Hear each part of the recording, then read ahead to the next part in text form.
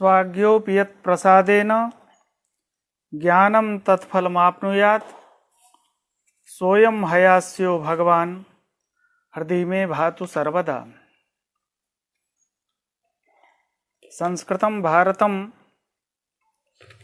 इस समूह पर आप सभी का हार्दिक अभिनंदन।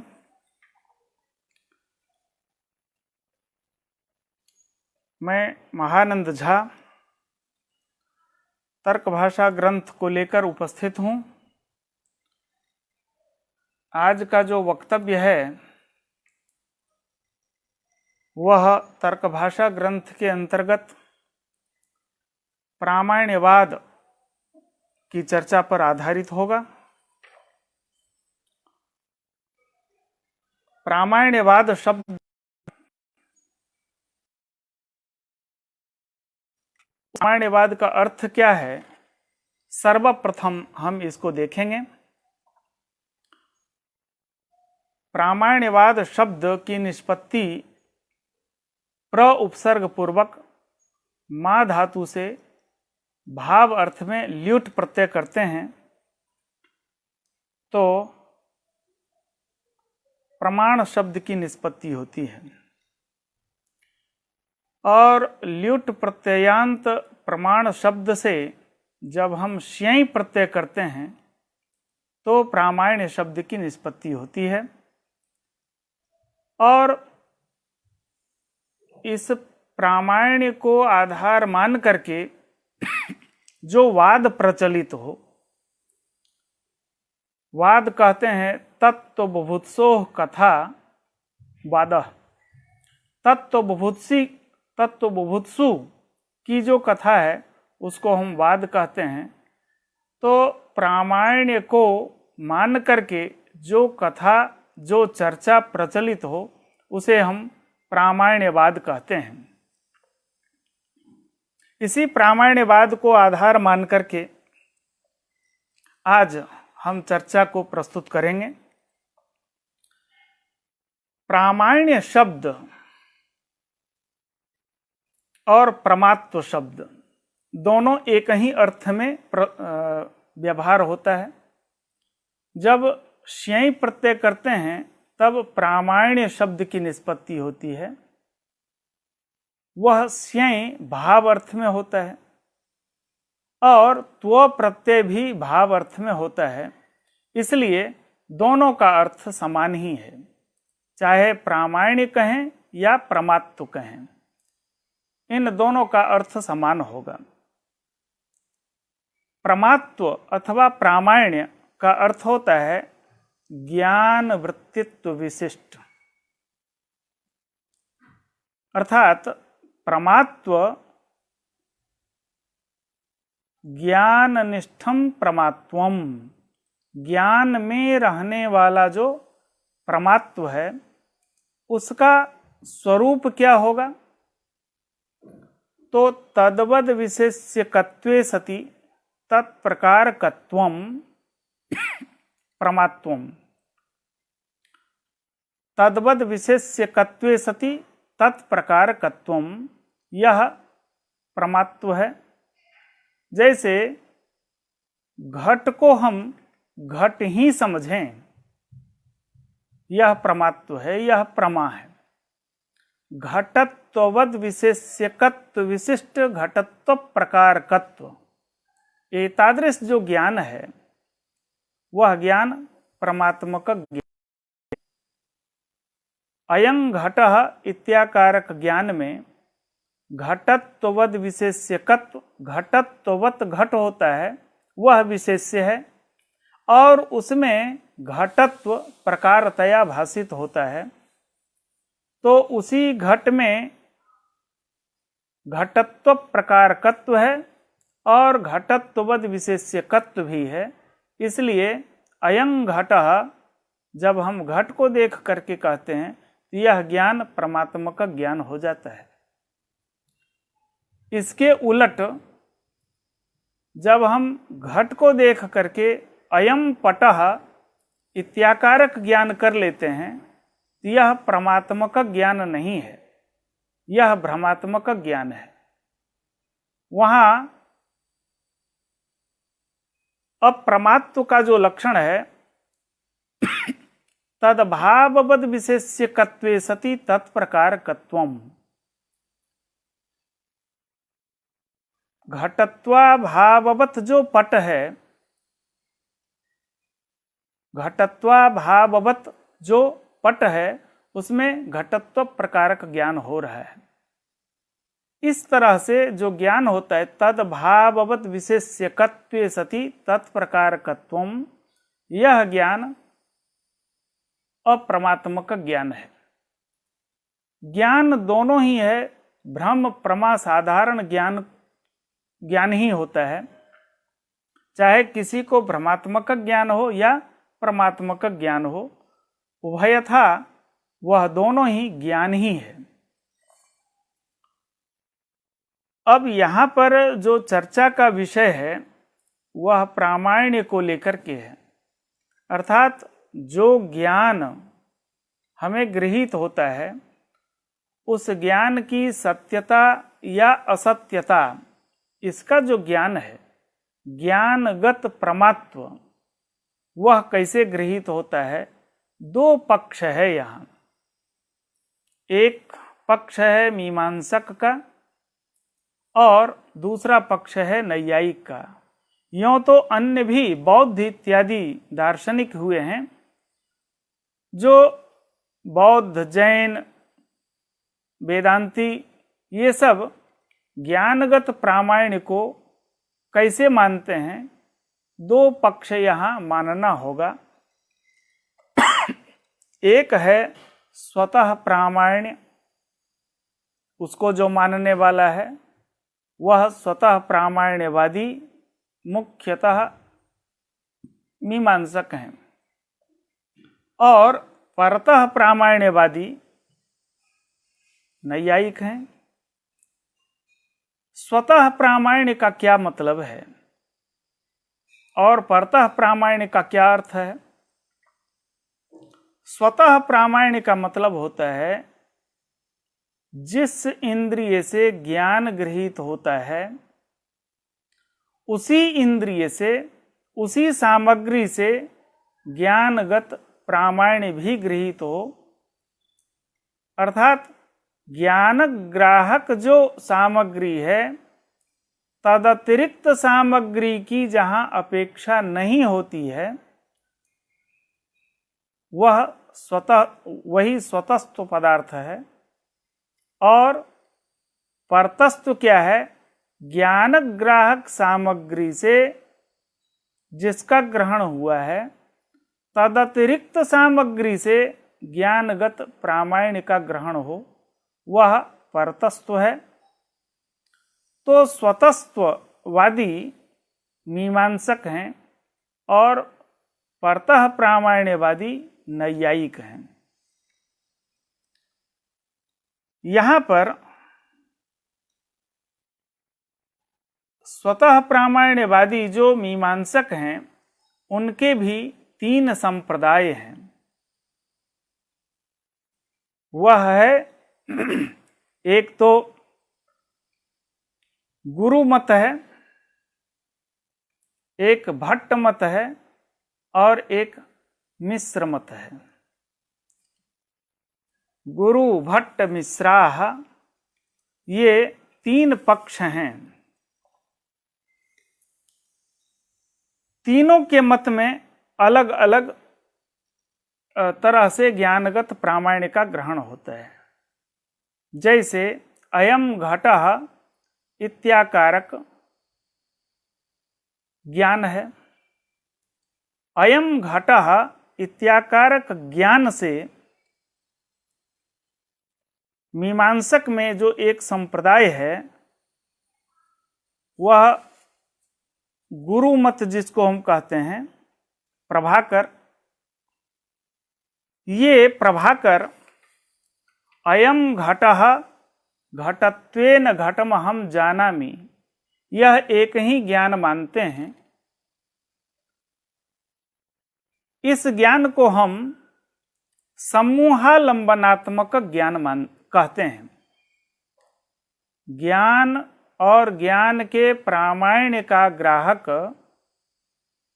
मीमांसक संप्रदाय में एक जो गुरु मत है, उनके यहाँ अयम घटः घटत्वेन घटमहं जानामि इत्याकारक जो ज्ञान होता है, वह ज्ञान समूहालंबनात्मक ज्ञान है। और समूहालंबनात्मक ज्ञान से ये गृहीत हो जाता है, एतावता इसको हम व्यवसायात्मक ज्ञान कहते हैं। इनके यहाँ ज्ञान में मिति कहते हैं ज्ञान को, माता कहते हैं ज्ञानाश्रय को, और मेय विषय होता है। तो मिति, मातृ और मेय तीनों को भाषित करते हैं ये ज्ञान में। तो इनके यहाँ व्यवसायात्मक ज्ञान है और गुरु के मत में ज्ञान स्वप्रकाश रूप है, उसे किसी अन्य प्रकाशांतर की अपेक्षा नहीं होती है। इस तरह से उनके यहाँ व्यवसाय स्वरूप है। अयं घटः घटत्वेन घटमहं जानामि इत्याकारक व्यवसायात्मक ज्ञान से ज्ञान और ज्ञानगत प्रामाण्य दोनों गृहीत होता है। दूसरा भट्ट मत है। उनके यहाँ ज्ञान अतीन्द्रिय वस्तु है। इस तरह से ज्ञान जब अतीन्द्रिय है, अनुमिति के द्वारा ज्ञान और ज्ञानगत प्रामाण्य गृहीत होता है। तीसरा मिश्र मत है, मुरारी मिश्र। उनके यहाँ प्रथम अयम घटः इत्याकारक ज्ञान हुआ, और जिसको हम व्यवसाय कहते हैं अयं घटः, जो कि प्रभाकर के मत में भी हुआ अयम घटः घटत्वेन घटमहं जानामि। यह दोनों ज्ञान को मिला करके एक समूहालंबनात्मक ज्ञान माने हैं। इस तरह से उनके यहाँ प्रभाकर गुरु के यहाँ समूहालंबनात्मक ज्ञान होता है, और उसी ज्ञान और ज्ञानगत प्रामाण्य का ग्राहक व्यवसायी ही है। मिश्र के मत में अनुव्यवसाय अयम घटः इत्याकारक व्यवसायात्मक ज्ञान हुआ, और घटत्वेन घटमहं जानामि इत्याकारक जो मानस बोध होता है, मानस ज्ञान होता है, उसको हम अनुव्यवसाय कहते हैं। इस तरह से चाहे वह गुरु मत हो, भट्ट मत हो या मिश्र मत हो, इन तीनों के यहाँ, तीनों जो मीमांसक संप्रदाय हैं, इन तीनों के यहाँ यह ज्ञान ग्राहक सामग्री और ज्ञानगत प्रामाण्य को गृहीत करने वाली सामग्री दोनों एक है। एतावता ये स्वतः प्रामाण्यवादी हैं। जैसा कि स्वतस्त्व का लक्षण किया गया, ज्ञान ग्राहकातिरिक्ता नपेक्षत्वम स्वतस्त्वम। लेकिन नैयायिक स्वतस्त्ववादी नहीं है, वह परतः प्रामाण्यवादी होता है। इसलिए ज्ञान ग्राहक सामग्री भिन्ना तत्र प्रामाण्य ग्राहक सामग्री भिन्ना। अतः ज्ञान ग्राहकातिरिक्त जो सामग्री है उसकी अपेक्षा नैयायिक को होती है। इसलिए उसके प्रामाण्य का निश्चय जो होता है वह परतः होता है, न कि स्वतः होता है। दूसरी बात, अयं घटः इत्याकारक जो ज्ञान है, उस ज्ञान में एक धर्म है ज्ञातता। वह ज्ञातता घट में है। अयं घटः इत्याकारक जो ज्ञान है, उसमें एक धर्म है, वह धर्म है अनुव्यवसाय। वह अनुव्यवसाय ज्ञान स्वरूप है। एतावता वह आत्मवृत्ति है, वह आत्मा में रहेगा। यह दो फर्क है।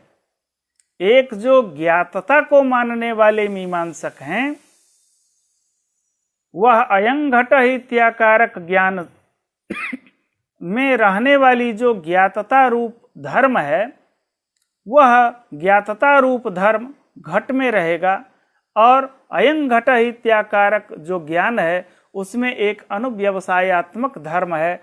वह अनुव्यवसाय चूंकि ज्ञान रूप है, वह आत्मवृत्ति है। तो ज्ञाततान्यथानुपपत्ति प्रसूता जो अर्थापत्ति है, उस अर्थापत्ति प्रमाण के द्वारा ज्ञान और ज्ञानगत प्रामाण्य, इन दोनों का निर्धारण मीमांसक के मत में हो रहा है। नैयायिक कहते हैं कि नहीं, ज्ञान ग्राहक सामग्री चक्षुरादि इंद्रियां हैं, और चक्षुरादि इंद्रियों से ज्ञान गृहीत होता है, और ज्ञानगत प्रामाण्य अनुमान के द्वारा होता है। वह अनुमान सफल प्रवृत्ति जनकत्व रूप हेतु के द्वारा होता है। इसलिए वहां अनुमान जो होता है ना, ज्ञानगत प्रामाण्य का ज्ञान, अर्थात ज्ञानगत प्रामाण्य का जो निर्धारण है, निश्चय है, वह अनुमान से होता है। एतावता ज्ञानग्राहक सामग्री चक्षुरादि इंद्रियां हैं, और उसमें प्रामाण्य का निश्चय कराने वाला अनुमान होता है। इसलिए ज्ञानग्राहक सामग्री से अतिरिक्त सामग्री की अपेक्षा नैयायिक को होती है। इसलिए ज्ञानग्राहक सामग्री से अतिरिक्त सामग्री के द्वारा जहाँ प्रामाण्य का अवधारण हो, वह परतः प्रामाण्य होगा। वह नैयायिकों का सिद्धांत है। प्रामाण्यवाद नामक जो एक ग्रंथ रत्न है नैयायिकों के यहाँ, उसमें विप्रतिपत्ति है। पहली पंक्ति, ज्ञान प्रामाण्यम तद प्रामाण्याग्राहक यावज ज्ञान ग्राहक सामग्री ग्राह्यम नवा। यहाँ दो कोटि है, एक विधि कोटि है और एक निषेध कोटि है। विधि कोटि मीमांसकों की है और निषेध कोटि नैयायिकों की है।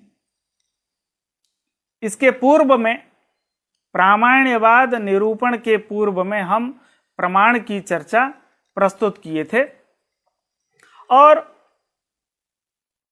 प्रमाण के द्वारा हम प्रमा रूप फल की उत्पत्ति करते हैं, चाहे वह प्रत्यक्षात्मक हो, अनमित्यात्मक हो, उपमित्यात्मक हो या शाब्दबोध हो। इस तरह से प्रमाण के द्वारा हम प्रमेय की सिद्धि या प्रमा की सिद्धि कर चुके हैं। अब उस प्रमा में रहने वाला जो प्रामाण्य है, वह प्रामाण्य का ग्रहण कैसे होगा, इसी के लिए ये प्रामाण्यवाद प्रकरण का आरंभ होता है। हम ग्रंथ का अवलोकन करेंगे और ग्रंथ की पंक्ति के आधार पर इसे आगे भी ले चलेंगे। इदम इदानीम निरूप्यते। इस तरह से पूर्व में प्रमाण का निरूपण हो चुका है। अब प्रामाण्य का निरूपण आरंभ करते हैं। जलादि ज्ञाने जाते, हम चक्षुरेंद्रिय के द्वारा या त्वगिंद्रिय के द्वारा जल का ज्ञान कर लेते हैं। जल का ज्ञान हो गया, जल विषयक ज्ञान हुआ, चाहे वह चक्षु से हम देखें या स्पर्श से हम जल का ज्ञान करें। तस्य प्रामाण्य, वहां यह जल ही है इसका निश्चय करके कश्चित जलादो प्रवर्तते, कोई जल के लिए प्रवृत्त होता है। एक ज्ञान का जो प्रवाह होता है वह होता है पहले जानाति, पुनः इच्छति, उसके बाद यतते। पहले ज्ञान होता है, फिर इच्छा होती है फिर उसमें प्रवृत्ति भी होती है। तो सर्वप्रथम जल का ज्ञान हुआ और उस ज्ञान का निश्चय हुआ। तस्य प्रामाण्यम अवधार्य कश्चित जलादो प्रवर्तते। कोई जल के लिए प्रवृत्त होता है, कोई कोई यहां यह भी कहते हैं कश्चित तो संदेहादेव प्रवृत्तः, जल का संदेह भी है तो वहां प्रवृत्ति होती है। जैसे गर्मी के मौसम में दूर में कोई मरुमरीचिका देख करके वहां जल का भ्रम होता है, जल ज्ञान होता है कि वहां जल है, तो है या नहीं इसमें से किसी एक पक्ष का निश्चय नहीं है, एतावता संदेह है। तो संदेहादेव प्रवृत्तः, प्रवृत्त्युत्तर काले प्रवृत्ति हो गई और प्रवृत्ति के उत्तर काल में जलादि प्रतिलंभे सती, जल को प्राप्त कर लिया, इसके अनंतर प्रामाण्यम अवधारयति इति वस्तुगति। इसके बाद जल प्राप्ति के अनंतर वहां जल है ऐसा निश्चय कर लेता है, उसके प्रामाण्य का निश्चय कर लेता है, ये स्थिति है। अत्र कश्चित आह, यहां पर किसी का यह कहना है, किसी का तात्पर्य यहां मीमांसक से ही है। कश्चित आह प्रवृत्ते प्रागेव प्रामाण्यावधारणात्, प्रवृत्ति के पूर्व में ही जल के लिए प्रवृत्त होता है व्यक्ति, उस प्रवृत्ति के पूर्व में ही जल में प्रामाण्य का भी निश्चय हो जाता है। अस्य अर्थः, इसका क्या मतलब है? मीमांसकों के यहां जिस इंद्रिय से ज्ञान गृहीत होता है उसी इंद्रिय से ज्ञानगत प्रामाण्य भी निश्चित होता है। ये नैव यज ज्ञानम गृह्यते, जिस इंद्रिय से आपने जल का ज्ञान किया, तेनैव इंद्रियेण तदगतम प्रामाण्यमपि, इसलिए उसके प्रामाण्य का भी अवधारण उसी इंद्रिय से हो गया। न तो ज्ञानग्राहकात् अन्यत् ज्ञान धर्मस्य प्रामाण्यस्य ग्राहकम, ज्ञान ग्राहक चक्षुरेंद्रिय है और उसी से उस ज्ञान के प्रामाण्य का भी निश्चय हो गया, इसके लिए अलग से किसी अन्य सामग्री की अपेक्षा नहीं होती है, वही प्रामाण्य का भी निश्चायक है। तेन ज्ञानग्राहकातिरिक्तानपेक्षत्वमेव स्वतस्त्वम प्रामाण्यस्य, ज्ञानग्राहक जो चक्षुरेंद्रिय है तदतिरिक्त किसी भी सामग्री की अपेक्षा जल ज्ञान के प्रामाण्य के निश्चय के लिए अपेक्षित नहीं है। इसलिए मीमांसक के यहाँ ज्ञानगत प्रामाण्य का भी निश्चय उसी इंद्रिय से हो जा रहा है, उसी सामग्री से हो जा रही है, एतावता उनके यहाँ स्वतस्थ की व्यवस्था बन गई। ज्ञानम च प्रवृत्ते पूर्वमेव गृहीतम।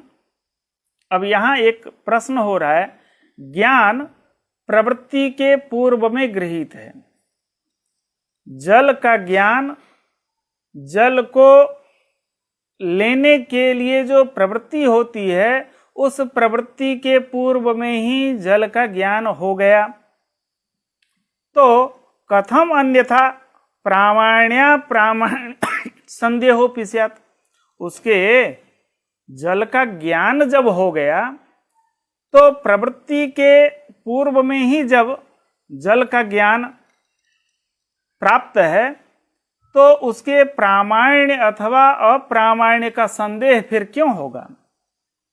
यहाँ एक विसंगति आएगी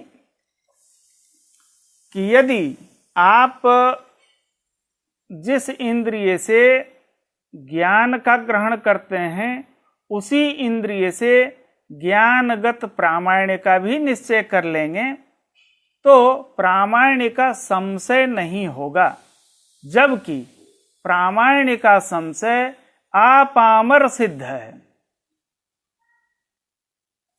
ज्ञान और ज्ञानगत प्रामाण्य का निश्चय यदि इंद्रिय से ही कर लिए तो प्रामाण्य का संशय नहीं होगा, जबकि प्रामाण्य का संशय होता है। यह लोक व्यवहार से सिद्ध है कि इदम ज्ञानम प्रमा नवा इत्याकारक संशय सर्वजनानुभव सिद्ध है। इस अनुभव का अपलाप होने लगेगा। दूसरी बात, अनधिगते धर्मिणी असंदेहानुदयात। अनधिगत जो धर्मी है, जिस धर्मी की प्राप्ति नहीं हो रही है, यहां धर्मी जल ही है, उस धर्मी की अधिगति, उस धर्मी की प्राप्ति नहीं होगी तो असंदेहानुदयात, उसमें ये गलत प्रिंट है, मुद्रा राक्षस बैठा है, संदेहानुदयात, यहां संदेह का उदय नहीं होगा, जबकि संदेह होता है। तस्मात् प्रवृत्तेः पूर्वमेव, प्रवृत्ति के पूर्व में ही ज्ञाततान्यथानुपपत्ति प्रसूतया अर्थापत्या ज्ञाने गृहीते ज्ञानगतम प्रामाण्यमपि अर्थापत्यैव गृह्यते। इसलिए यहाँ पर एक ज्ञातता को मीमांसक लोग मानते हैं। वह ज्ञातता क्या है? ज्ञान हुआ और ज्ञान से एक ज्ञातता उत्पन्न होती है।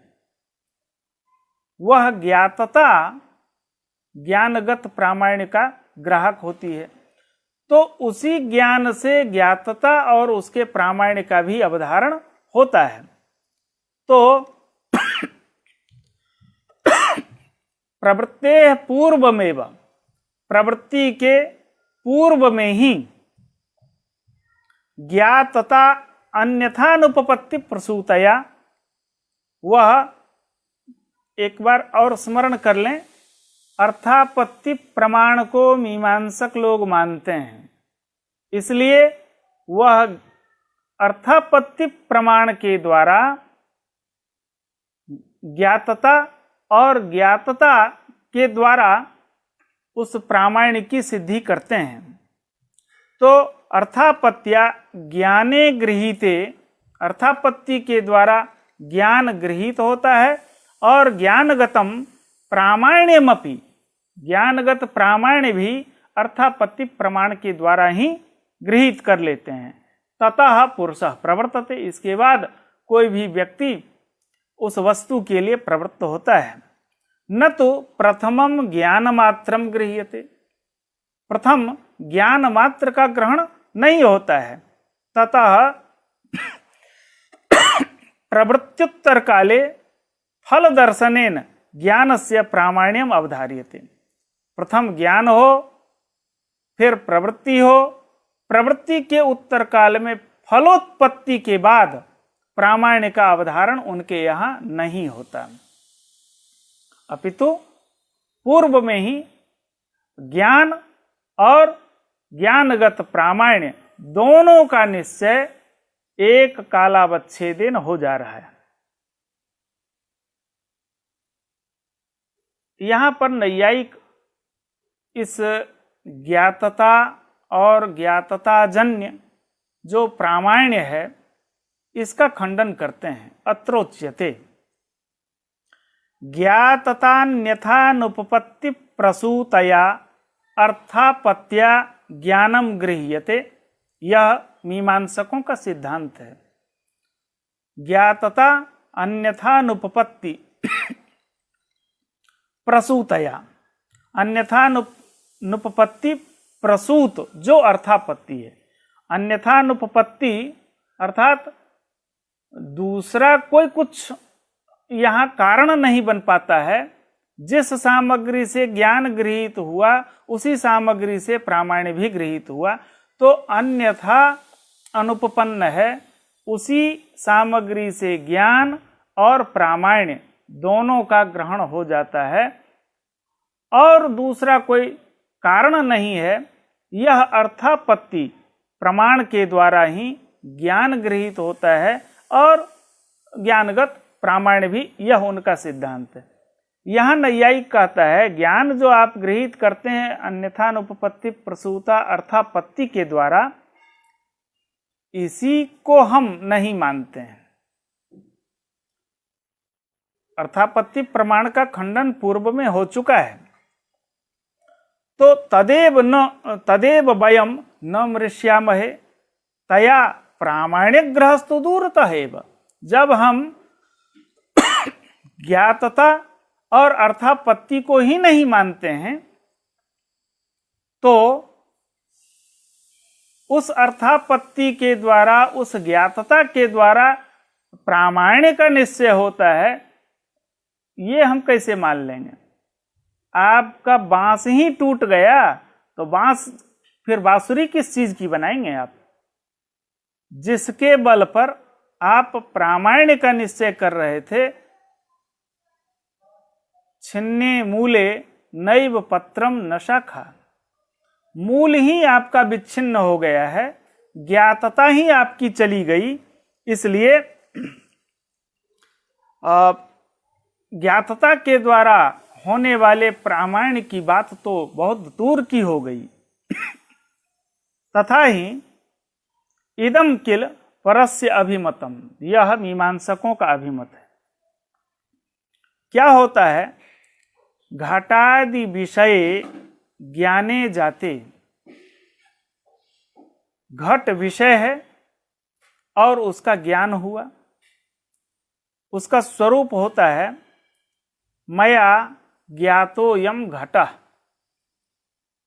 मेरे द्वारा यह घट ज्ञान कर लिया गया।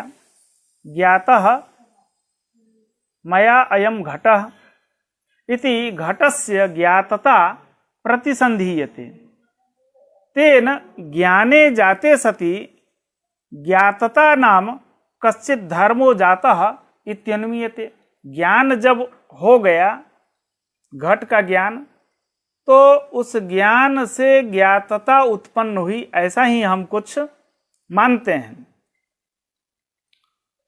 सच ज्ञानात् पूर्वम अजातत्वात्, वह ज्ञान के पूर्व में ज्ञातता नहीं होती। अर्थात ज्ञातता के पूर्व में ज्ञान है और उसी ज्ञान से ज्ञातता उत्पन्न हुई है।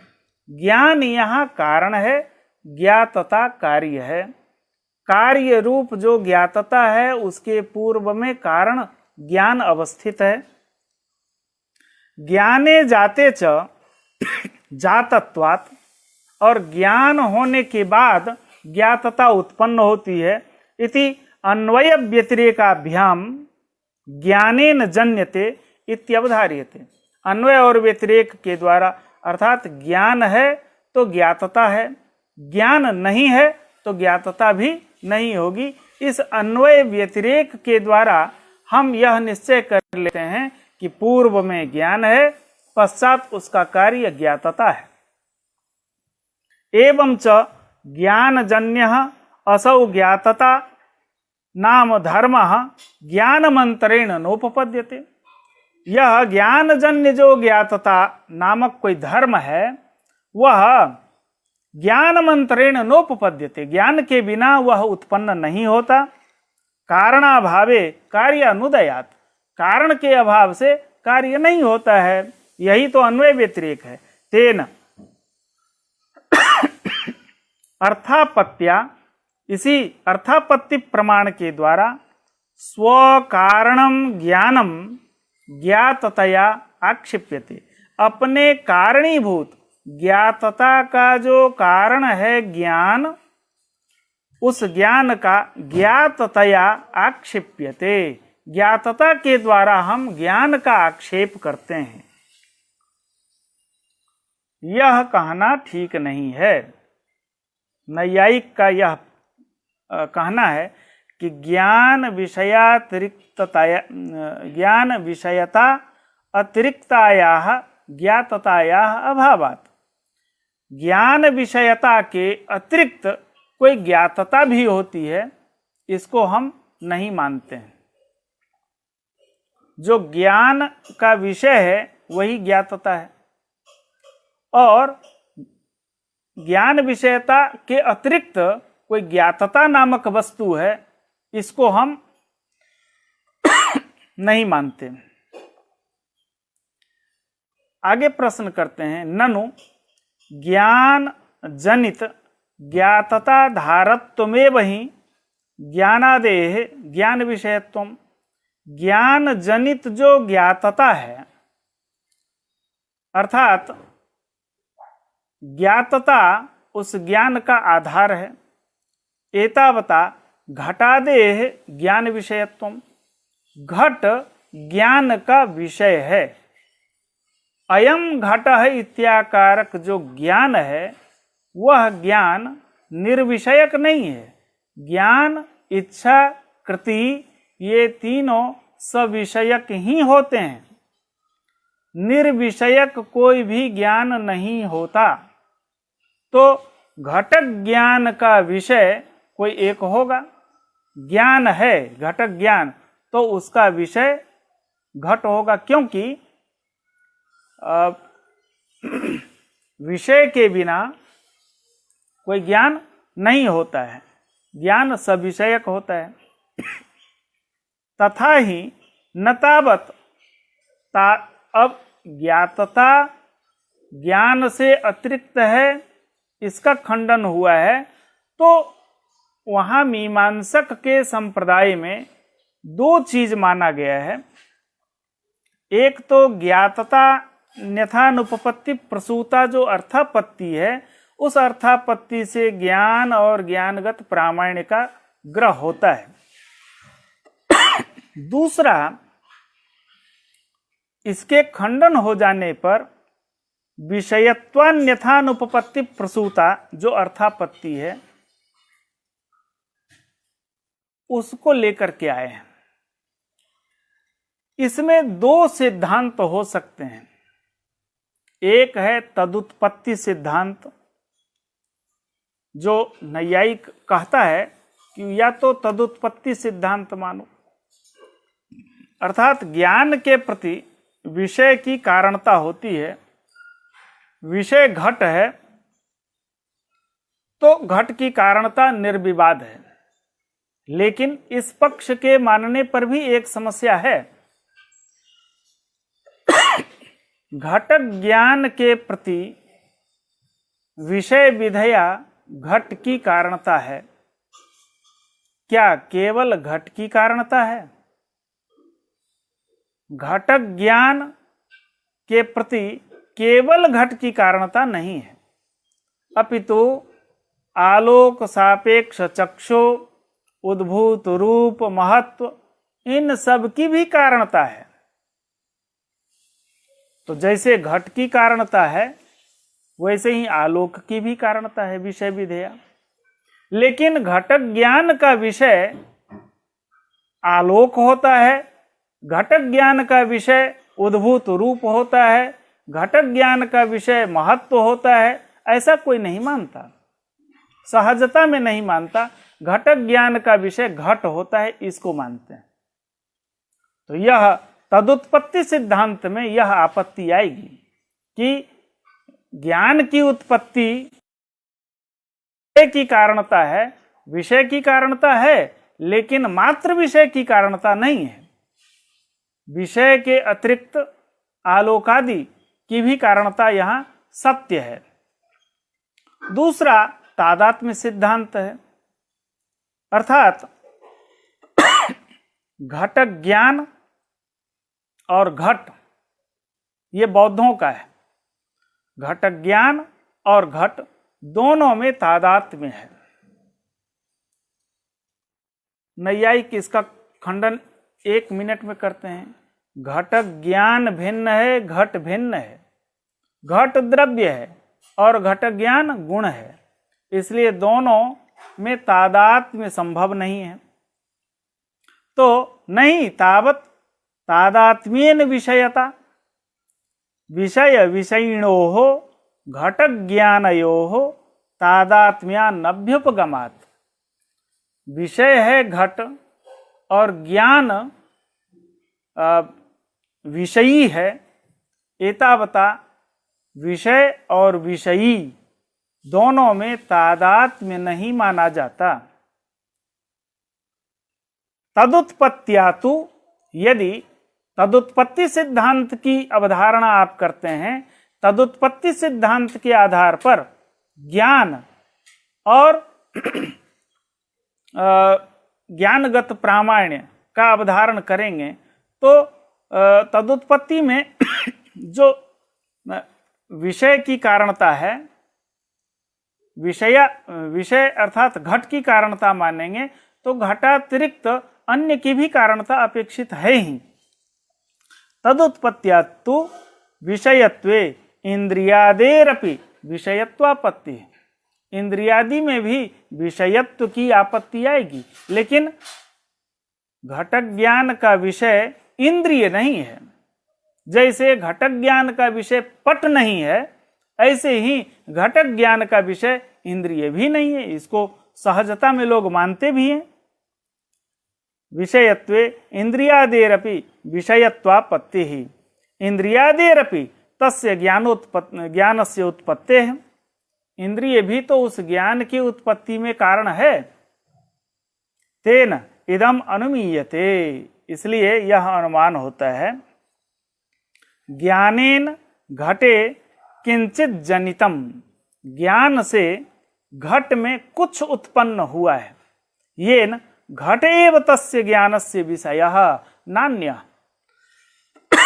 इसलिए हम यह मानते हैं कि ज्ञान से उस घट में कुछ उत्पन्न हुआ है, जिससे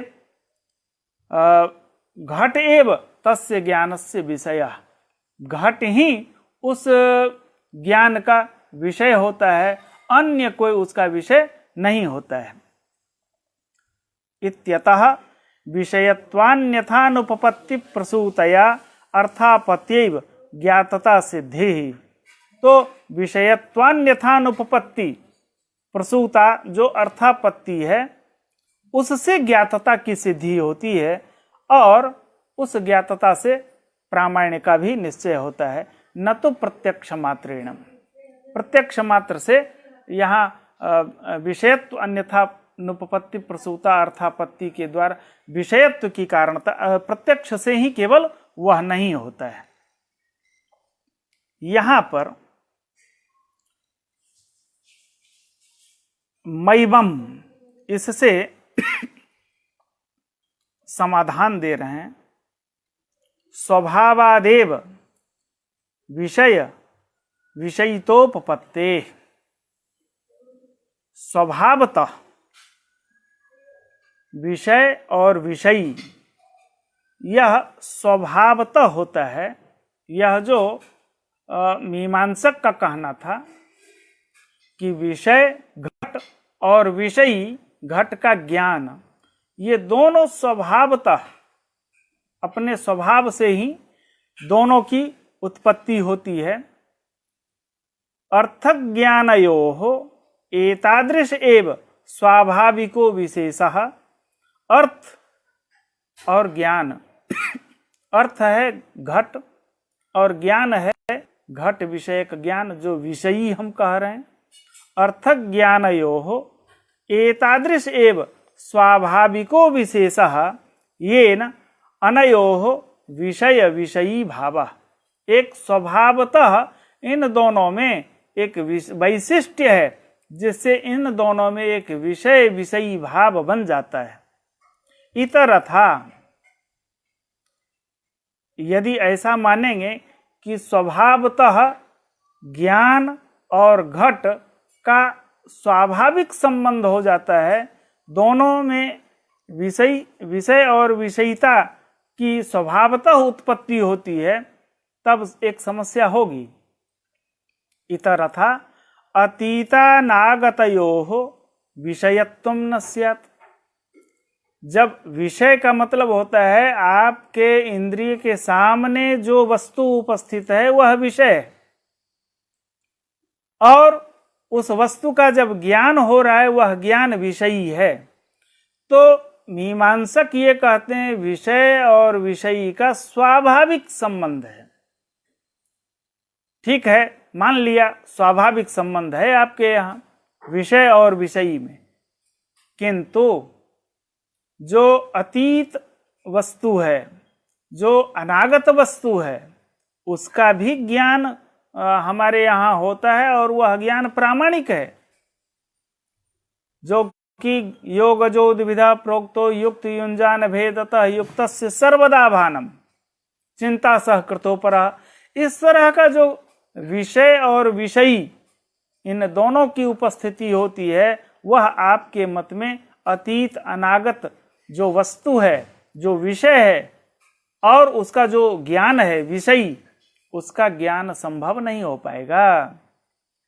इतरथा अतीता अनागतयोः विषयत्वं न स्यात्। अतीत और अनागत में विषयत्व ही नहीं रहेगा। ज्ञानेन तत्र ज्ञातता जनना संभवात्। ज्ञान से वहां ज्ञातता पैदा ही नहीं होगी, क्योंकि आप ज्ञान से ज्ञातता और ज्ञातता से आप प्रामाण्य का निश्चय करते हैं, तो वहां ज्ञान ही नहीं हो पाएगा। तो ज्ञान नहीं तो ज्ञातता नहीं, कार्य जो ज्ञातता है वह भी उत्पन्न नहीं होगी। ज्ञानेन तत्र ज्ञान से उस अतीतादि पदार्थ में ज्ञातता का उत्पादन संभव नहीं हो पाएगा। धर्मिणी धर्म जनना योगात्। धर्मी जो ज्ञान है धर्म जनना योगात्, वह वस्तु धर्मी में उस तरह से अतीता ज्ञातता के अभाव से अतीतादि जो पदार्थ है उसमें विषयत्व की संभावना नहीं हो पाएगी। किंच और भी दोष है। ज्ञाततायाः अपि स्वज्ञान विषयत्वात्। ज्ञातता भी अपने ज्ञान का विषय ही होगा ना। ज्ञातता अपने ज्ञान का विषय बनती है, इसलिए स्वज्ञान विषयत्वात् तत्रापि ज्ञाततांतर प्रसंगः। उस ज्ञातता को जानने के लिए दूसरी ज्ञातता चाहिए, क्योंकि ज्ञातता ज्ञान का विषय है। उस ज्ञातता को जानने के लिए एक अन्य ज्ञातता की अपेक्षा होगी, फिर दो ज्ञातता हो गई। अब दूसरी ज्ञातता को जानने के लिए तीसरी ज्ञातता, तीसरी को जानने के लिए चौथी। ऐसे तो आपके यहाँ केवल ज्ञातता का भंडार उपस्थित हो जाएगा, अनवस्था दोष उपस्थित होगा। तथा च अनवस्था। यदि इस अनवस्था दोष को बचाने के लिए यहां भी आप स्वभावतः इस दलील का सहारा लेंगे, अथा ज्ञातता मंत्रेणापि ज्ञातताम बिनापि, बिना ज्ञातता के ही स्वभावादेव विषयत्वम ज्ञातताया, वह ज्ञातता का स्वभावतः विषय बन जा रहा है। एवं चेत तरी घटादावपि किन्न ज्ञातताया। फिर तो आप घटादि में भी घटादावपि किन्न ज्ञातताया, तो घटादि में भी ज्ञातता के द्वारा ही ज्ञान कर लीजिए स्वभावतः। लेकिन यह तो ज्ञातता का विषयत्व जो अभिमत है, दूसरी ज्ञातता के माने बिना ही ज्ञातता अपने ज्ञान का विषय बन सकती है, तो घट भी बिना ज्ञातता के स्वभावतः ज्ञान का विषय बन जाए, ज्ञातता मानने की फिर आवश्यकता ही नहीं रहेगी। एवं चेत तर्हि घटादावपि किम ज्ञाततया इति, फिर ज्ञातता को मानने की आवश्यकता ही नहीं होगी। अस्तु वा ज्ञातता, मान लें हम तो चतुर्जनन न्याय से ज्ञातता को मान लेते हैं कि चलो भाई आपकी ज्ञातता को हमारा क्षणिक समर्थन प्राप्त है। तथापि तन्मात्रेण ज्ञानम गम्यते, केवल ज्ञातता से ही ज्ञान उत्पन्न होता है। ज्ञातता विशेषेण, अथवा उसके लिए एक विशेष ज्ञातता आप मानते हैं। तन्मात्रेण ज्ञानम गम्यते ज्ञातता विशेषेण प्रमाण ज्ञानाव्यभिचारिणा प्रामाण्यम इति, अर्थात प्रमाण ज्ञान का जो अव्यभिचारी ज्ञान है उससे प्रामाण्य का निश्चय करेंगे। कुत एव ज्ञान ग्राहक ग्राह्यता प्रामाण्यस्य, तो ज्ञान ग्राहक जो ज्ञातता है वह ज्ञातता सामान्य ज्ञातता प्रामाण्य का निश्चायक है या ज्ञातता विशेष प्रामाण्य का निश्चायक है। अथ केनचित् ज्ञातता विशेषेण प्रमाण ज्ञानाव्यभिचारिणा ज्ञान प्रामाण्ये सहैव गृह्येते, ज्ञातता विशेष से ज्ञान और ज्ञान का प्रामाण्य दोनों एक साथ गृहीत होता है। यदि प्रामाण्य गृहीत हो गया ज्ञातता के द्वारा एक ही काल में ज्ञान और ज्ञानगत प्रामाण्य उसी ज्ञातता से गृहीत है, तो हमारा प्रश्न होगा प्रामाण्य तो आपने गृहीत कर लिया, अप्रामाण्य भी गृहीत कर लीजिए उसी ज्ञातता से। तब तो मीमांसकों के यहाँ प्रामाण्य तो स्वतः होता है और अप्रामाण्य परतः गृहीत करते हैं। ये उनके यहाँ पर समस्या आएगी।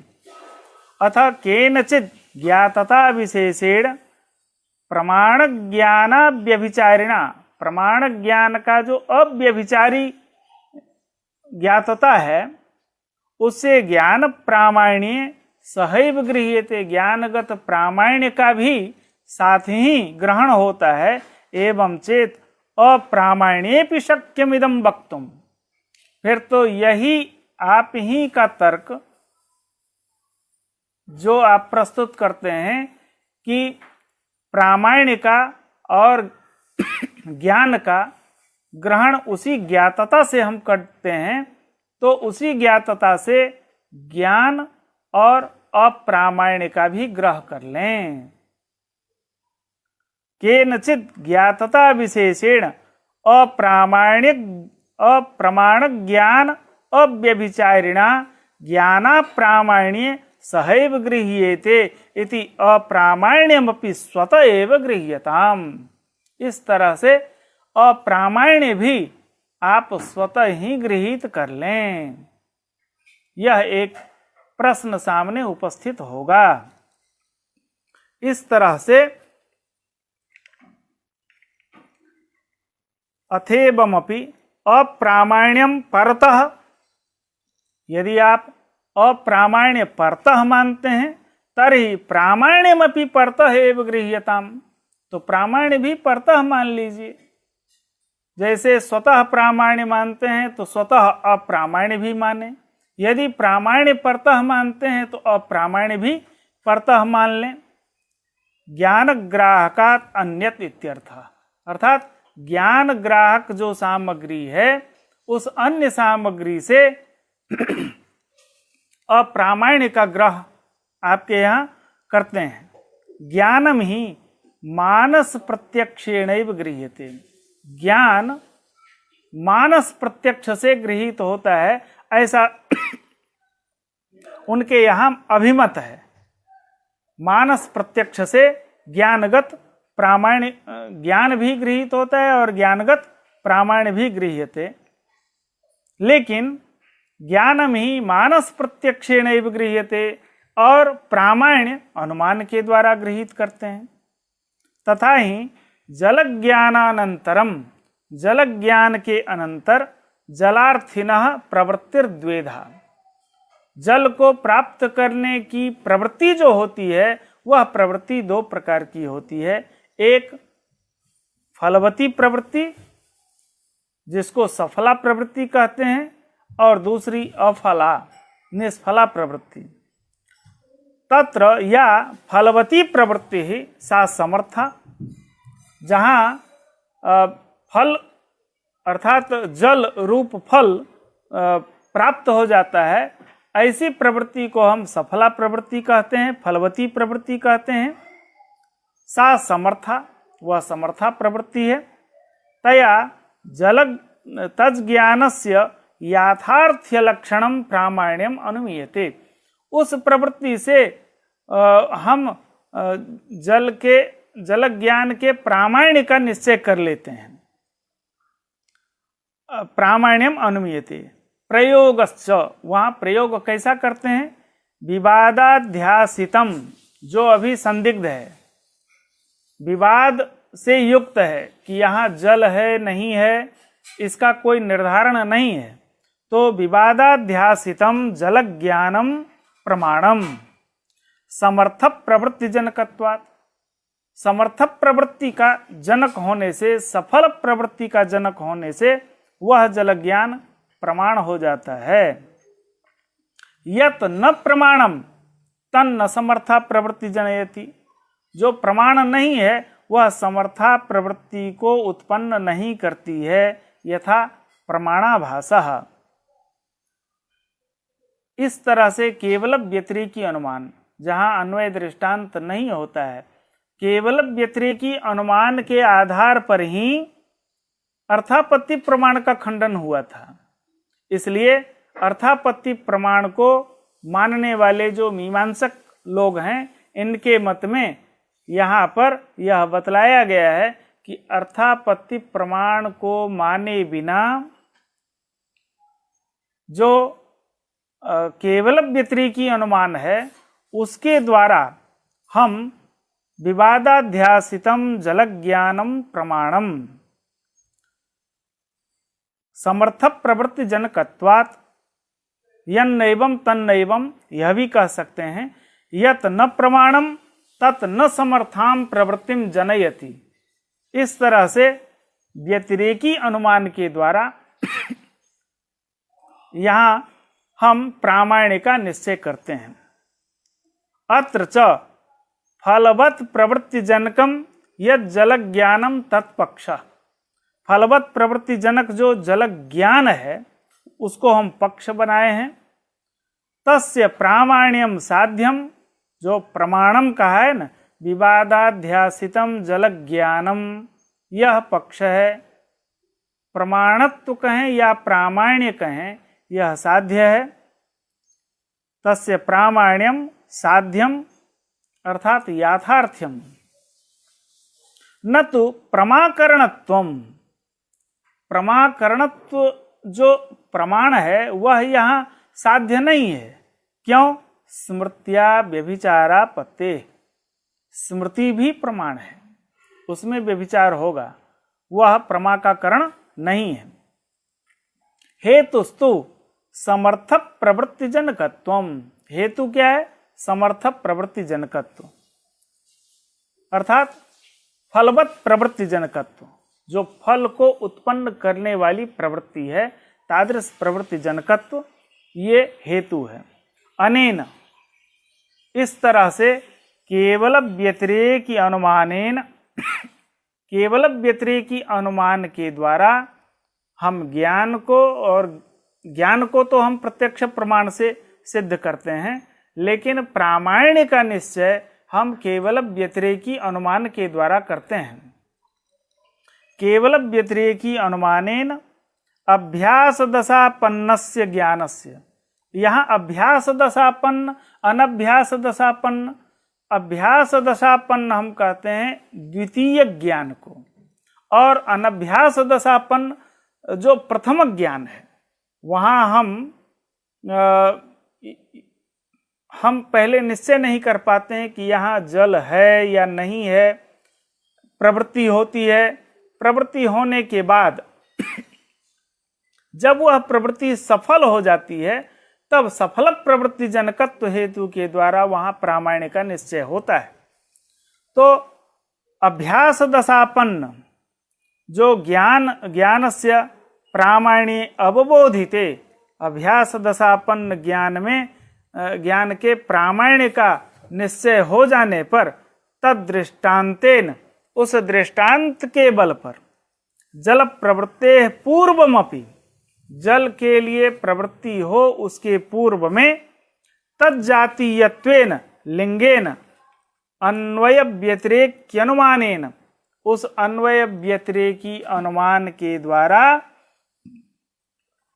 अन्यस्य ज्ञानस्य अनभ्यास दशापन्नस्य, जो प्रथम ज्ञान है, अनभ्यास दशापन्न जो प्रथम ज्ञान है, उसमें प्रामाण्यम अनुमीयते, वहां प्रामाण्य का अनुमान हम करते हैं। तस्मात् परतः एव प्रामाण्यम, इसलिए न्याय मत में यह प्रामाण्य परतः होता है, न ज्ञान ग्राहकेणैव गृह्यते। ज्ञान ग्राहक इंद्रिय से ज्ञान तो गृहीत होगा, लेकिन ज्ञानगत प्रामाण्य का निश्चय अनुमान के द्वारा ही होगा, और अनुमान के द्वारा होने से हमारे यहाँ ज्ञान ग्राहक सामग्री भिन्न है, उसमें प्रामाण्य ग्राहक सामग्री अनुमान है, इसलिए ज्ञान ग्राहकातिरिक्त सामग्री ग्राह्य होने से यह प्रामाण्य परतः प्रामाण्य होता है। चत्वार्येव प्रमाणानि, अर्थापत्ति प्रमाण का खंडन और अभाव नामक प्रमाण का खंडन, इन दोनों का हो गया। इसलिए बचा हुआ जो 4 प्रमाण है, प्रत्यक्ष, अनुमान, उपमान और शब्द, तो चत्वार्येव प्रमाणानि युक्तिलेशोक्ति पूर्वकम, इसमें हमने युक्ति भी बतलाया, उसमें तर्क प्रस्तुत किया।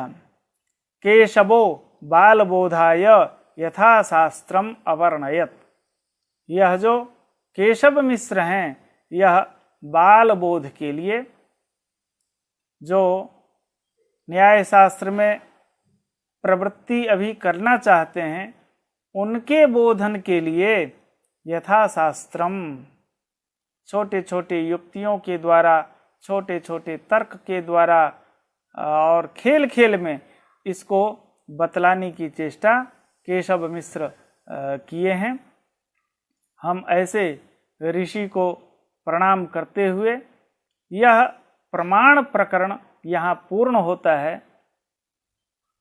अगले दिन से हम इसके दूसरे भाग, जो प्रमेय भाग है, उसकी विवेचना प्रस्तुत करेंगे। आपके धैर्य की हम प्रशंसा करते हैं, क्योंकि प्रामाण्यवाद बहुत ही क्लिष्ट विषय है और इसके लिए प्रामाण्यवाद एक स्वतंत्र ग्रंथ की रचना महामहोपाध्याय गदाधर भट्टाचार्य की विस्तृत व्याख्या है, गादाधरी, और वह एक स्वतंत्र ग्रंथ है। उसे यहाँ बहुत संक्षेप में प्रस्तुत किया गया है। आप इतने देर साथ में रहे, इसके लिए हम आभार विशेष प्रस्तुत करते हैं। कल से पुनः प्रमेय प्रकरण का आरंभ होगा। धन्यवाद, नमस्कार।